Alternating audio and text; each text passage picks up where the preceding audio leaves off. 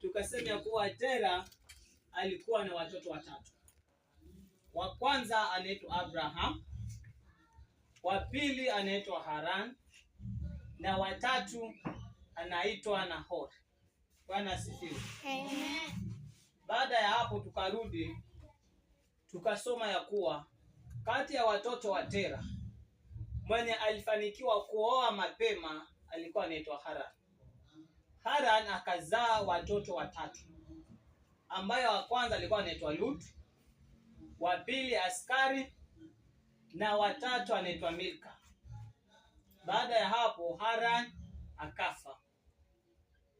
Bwana asifiwe. Amen. Tukarudi kwa Abraham. Tukasema ya kuwa Abrahamu alichelewa kupata mtoto. Nataka tuende kwa pamoja. Abrahamu alichelewa kupata nini? Mtoto. Kupata mtoto. So malaika wa Bwana akamjia Abrahamu akiwa na miaka 99.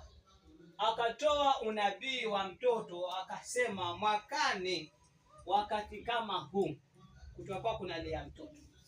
Mtoto akapatikana na miaka 100. Abraham alikuwa na miaka 100 wakati wakipata mtoto Isaac. Tukarudi hapo tukasema ya kuwa Isaac akakuwa, alipofika miaka 40 akaoa mwanamke mzuri mwenye alikuwa akiitwa Rebeka.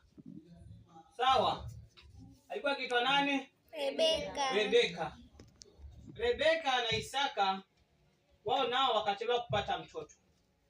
Lakini wakati alipopokea ujauzito katika tumbo lake, malaika wa Bwana akasema ya kuwa kuna mataifa mawili ambayo yanafarakana.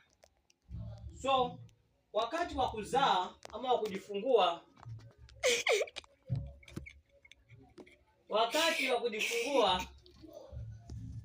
Rebeka, wale matoto wake ama wale mapacha wakatoka wameshikana miguu. Sawa? Ndiyo, Esau alitoka wa kwanza, lakini akawa ameshikwa hapa kwa paja na nani? Na Yakobo. Ishara ya nini? Ya vita. Tuko pamoja? Amen. So Esau alikuwa mwili wake ulikuwa wenye manyoya, na Yakobo alikuwa mwenye mwili laini. Tena alikuwa tu brown, na alikuwa mtoto wa mama kwa sababu alikuwa akipendwa sana na mama yake. Alafu walipokuwa wakubwa, huyu bwana Esau akaoa katika binti za Wakanaani, pale ambapo mama yake Rebeka